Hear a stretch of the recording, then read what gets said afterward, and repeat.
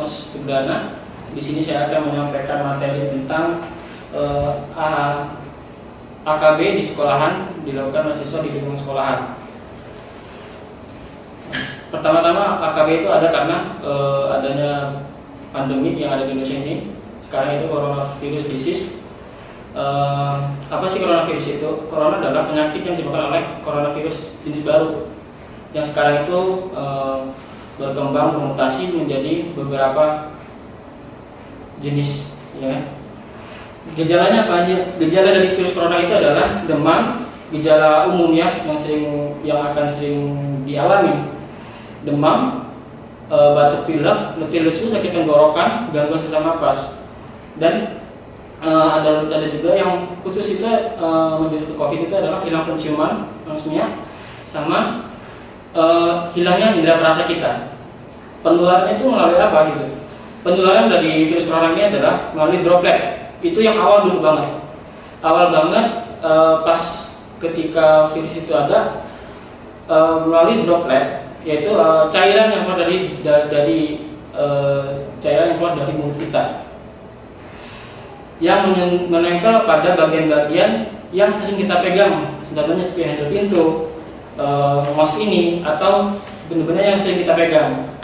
Lalu kita pegang dan terus kontak antar individu manusia yang terkena COVID. Nah, selanjutnya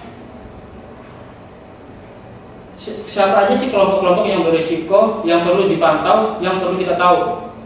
Klasifikasi dari penderita COVID itu.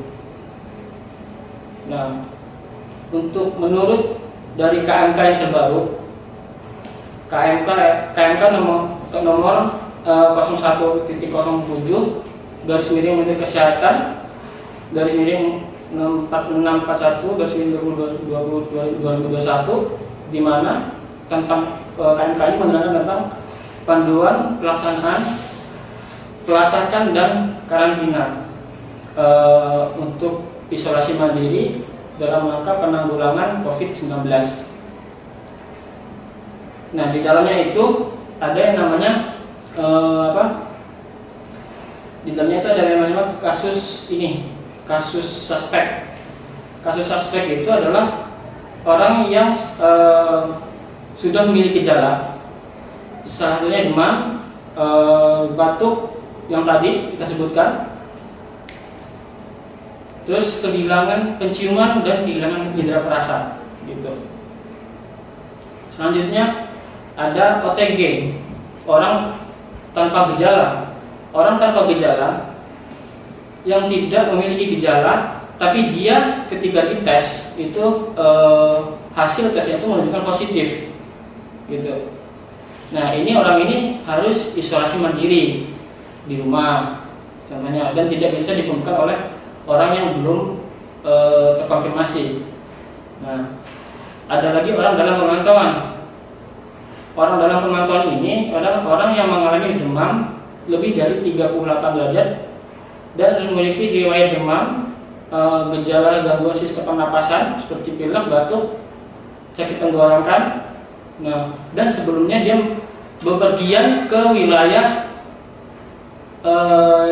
endemis atau pernah dalam 14 hari terakhir dia pernah bersentuhan atau berkontak dengan orang yang telah terkonfirmasi, gitu. Selanjutnya ada PDP. Di sini PDP adalah orang dengan memiliki gejala infeksi saluran pernapasan, demam 38 ke atas, dan ada komorbid yang membutuhkan penanganan khusus seperti untuk dilakukan di rumah sakit, dan penanganannya dilakukan di rumah sakit. Bagaimana cara kita menghindari agar tidak tertular oleh coronavirus, yaitu yang kita sering dengar selama ini, yaitu dengan 5M.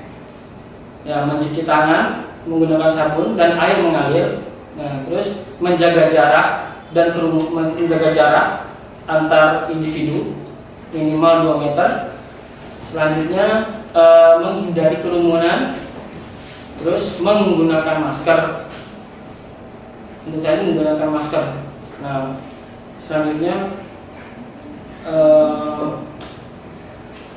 dan meningkatkan imunitas kekebalan tubuh. Nah, bagaimana cara meningkatkan imunitas kekebalan tubuh? Ini yang seharusnya dilakukan oleh semua orang walaupun dia belum tertular atau sudah tertular, sudah terkonfirmasi, yaitu dengan mengkonsumsi makanan, minuman yang bergizi. Yang sering kita dengar itu isi piringku kalau dari orang gizi ya. Nah, intinya pokoknya makanan yang matang. Terus menghindari merokok. Jangan terlalu sering merokok karena merokok saja itu sudah mengganggu sistem pernapasan, yaitu mengganggu dari alat paru-paru kita kan. Nah, apalagi saat ini dari masa pandemi ini adalah coronavirus itu salah satunya menyerangnya itu juga ke paru-paru. Selanjutnya meminum suplemen vitamin seperti vitamin C atau vitamin yang dapat membangun imun kita. Tapi ingat jangan terlalu berlebihan karena akan berdampak tidak baik juga bagi tubuh kita. Terus melakukan aktivitas senam ringan, atau kalau ini kita melakukan setiap hari itu 30 menit untuk kita gerak di rumah. Entah itu menyapu, berolahraga ringan, atau lari-lari kecil dari rumah selama 30 menit gitu. Dan istirahat yang cukup, jangan terlalu tidur, jangan terlalu malam. Untuk jam tidur itu yang bagus itu 8 jam sehari dalam malam. Terus mengendalikan penyakit yang dari bawaan seperti diabetes, hipertensi, dan kanker. Penyakit-penyakit yang dapat mengganggu imunitas kita sendiri. Terus sesuatu yang sering kita abaikan itu ketika kita sedang berada di lingkungan banyak orang itu ya, ketika kita di dalam rumah itu yang kita lakukan adalah cara ketika kita batuk. Bagaimana sih etika batuk yang benar? Yaitu dengan menutup menggunakan seperti ini. Nah, jadi batuk itu tidak disebarkan kemana-mana, tapi ditahan di sebelah sini, atau dengan menggunakan masker. Nah, masker yang ketika kita batuk dan kita terhalang oleh masker yang kita gunakan itu harus langsung dibuang, dan jangan lupa untuk disobek atau dicatatkan dulu masker karena menghindari penggunaan ulang oleh orang-orang yang tidak bertanggung jawab.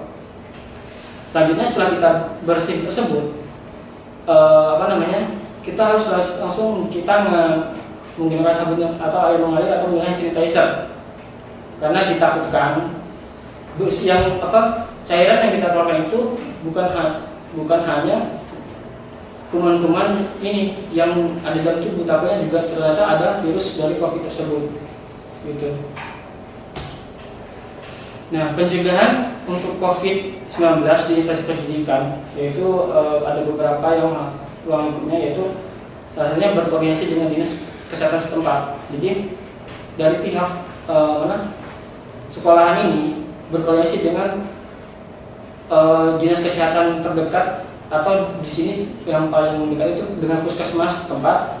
Apabila di dalam warga sekolahan ini terdapat yang orang-orang yang memiliki gejala atau hingga mereka terkonfirmasi, itu untuk melaporkan ke dinas ke puskesmas terdekat sesuai wilayah kerjanya itu. Nah, nanti untuk dari itu dari puskesmas akan ada tindak lanjut untuk menyurvei ke rumah siswa atau warga sekolah tersebut gitu. Selanjutnya menghimbau warga sekolah yang sakit untuk mengisolasi diri di rumah. Nah, dari sekolahnya sendiri sebenarnya kan untuk saat ini kan mengacu pada pembelajaran tatap muka. Di situ setiap sekolahan harus memiliki ruang isolasi mandiri. Nah, sebaiknya untuk mengurangi tertularnya COVID apabila ada yang terkonfirmasi, untuk mengurangi tertularnya COVID di lingkungan sekolah, sebaiknya sih untuk warga yang sudah terkonfirmasi itu untuk dihimbau isolasi mandiri di rumah, dan tidak boleh harus ada ruang isolasi tersendiri, tidak boleh campur dengan warga rumah yang lain. Selanjutnya membersihkan sekolah. Nah, setelah adanya kabar orang terkonfirmasi itu, sekolah itu harus mendesinfektan seluruh ruangan yang ada di sekolah dengan alasan untuk memutus rantai penularan COVID tersebut. Nah, hanya sekolah itu wajib menyediakan sarana cuci tangan dan hand sanitizer di setiap kelas, dengan tujuan agar siswa itu dapat langsung melakukan cuci tangan,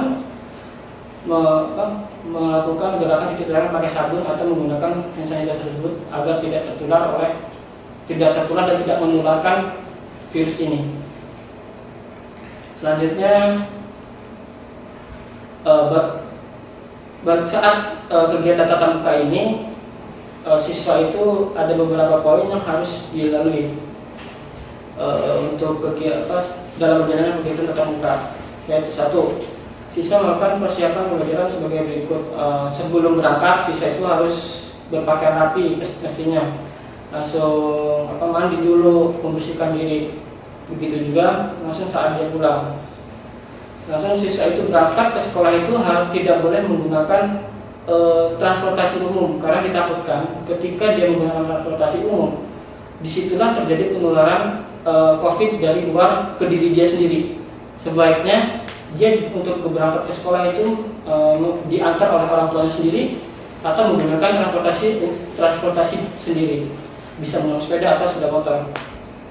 Selanjutnya, siswa setelah sampai mencuci tangan pakai sabun, langsung diukur suhunya.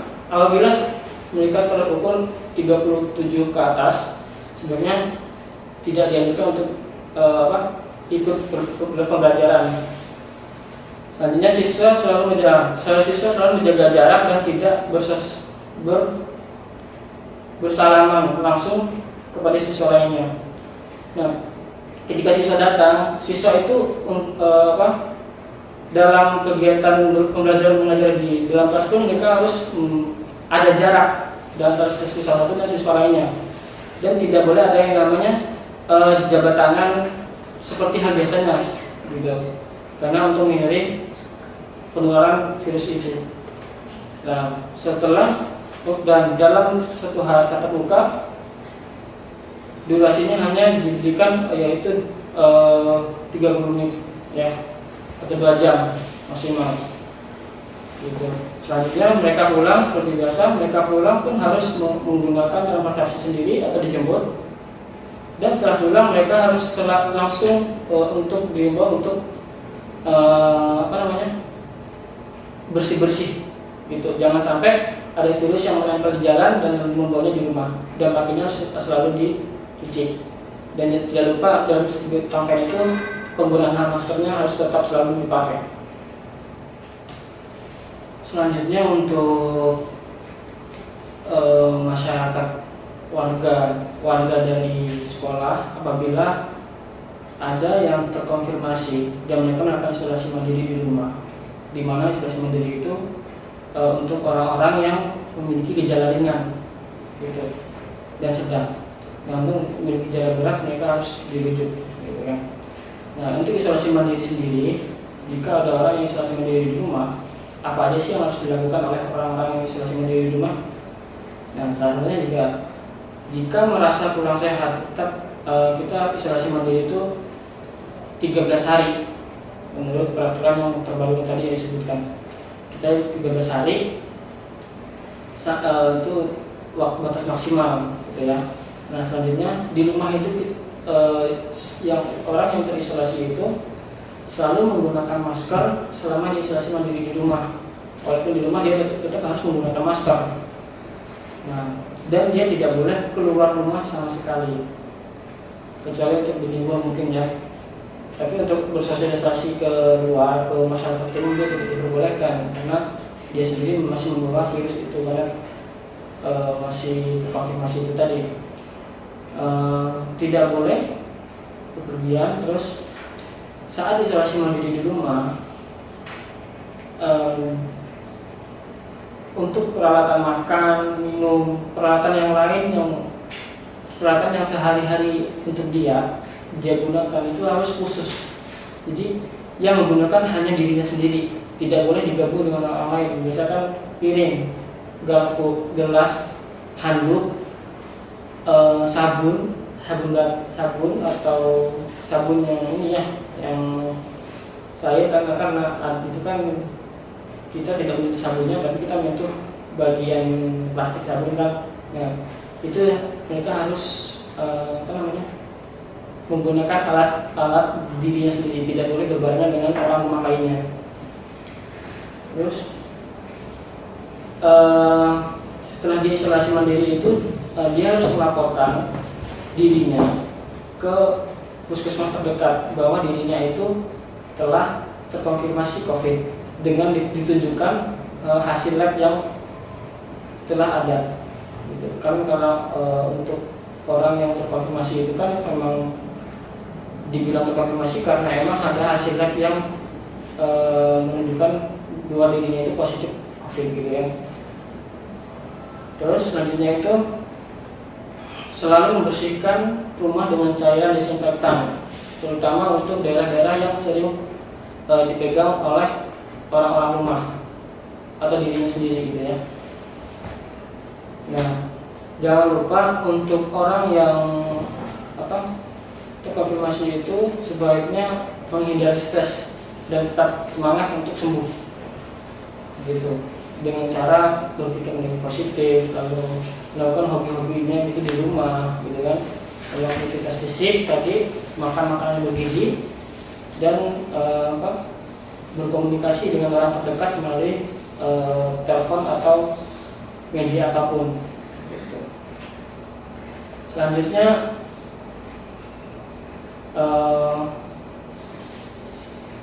vaksinasi. Kenapa sih vaksinasi itu ada? Vaksinasi itu ada ya karena salah satu program dari pemerintah, cara pemerintah untuk usaha pemerintah untuk memutus penularan COVID atau memberikan kesempatan kepada warga Indonesia untuk